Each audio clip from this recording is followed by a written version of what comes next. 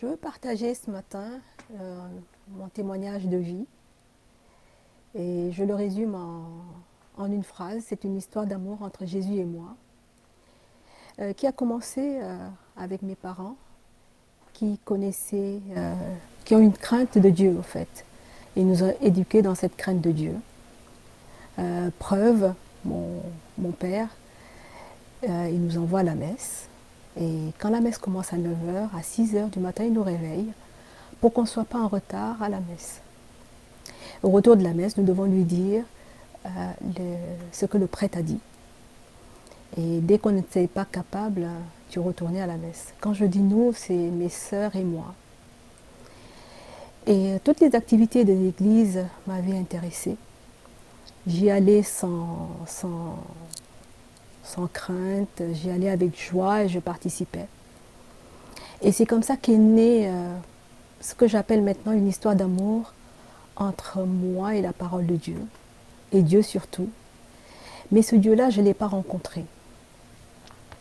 Les grands événements de l'Église, Noël, Pâques, c'était des événements qui capitalisaient toute mon attention. Et dans ces événements, je me donnais corps et âme, c'est-à-dire je recherchais quelque chose. Le moment crucial, c'était la Pâques, où à l'Église, nous vivons la passion du Christ avec les différentes étapes de crucifixion. Et l'étape où Jésus tombe avec sa croix est une étape qui me touche énormément. Et l'étape et ensuite la suivante qui est Jésus à la croix, cloué à la croix et ensuite descendu à la croix et mis au tombeau, était également une étape qui me touche énormément. À la fin de cette étape, souvent à l'église, les fidèles, nous sortons de l'église après le chemin de croix, parce que c'est le chemin de croix. Nous sortons de l'église et chacun va vaquer à ses occupations. Et les moments qui m'ont touchée dans ces instants-là, c'est que toutes les personnes se livrent à des réjouissances. Et pour moi, c'était impossible de me livrer à cette réjouissance, étant donné que j'ai perdu un être cher qui a été enterré. Et j'ai du mal à avoir cette joie. Donc ma recherche pour Christ a commencé à cette étape-là.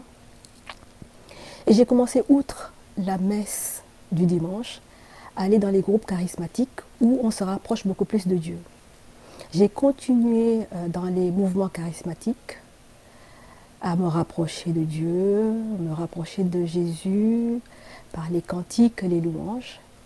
Et quand j'ai quitté Dakar, parce que c'était mon lieu de naissance et mon lieu d'études, pour aller continuer mes études en France, qui est mon lieu de naissance spirituelle, j'ai rencontré une amie qui a commencé à m'amener dans les églises évangéliques où nous suivions des séances d'évangélisation, donc des cultes d'évangélisation.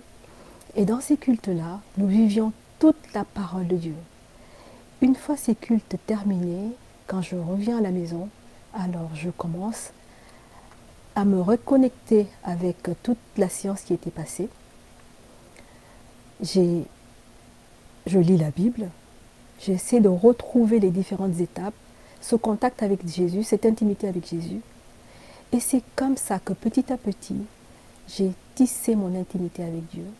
Et là où la parole de Dieu que je vais vous lire tout de suite, c'est Jérémie 1, le verset 5 qui nous dit « Avant que je t'eusse formé dans le ventre de ta mère, je te connaissais, et avant que tu fusses sorti de son sein, je t'avais consacré, je t'avais établi prophète des nations. » Ce verset s'est réellement réalisé dans ma vie. J'ai rencontré le Seigneur à travers la parole. Dieu me parle à travers sa parole. Je lui parle également. Et j'ai noué cette intimité, cette relation, et qui n'a pas cessé, et qui, au contraire, continue de grandir. Et c'est ce que je vis à l'instant. Et c'est ce que je vous ai partagé à l'instant. c'est ma vie, c'est une histoire d'amour entre le Christ et moi. Je suis allée chercher mon époux et l'époux également est venu à ma rencontre. Je vous remercie.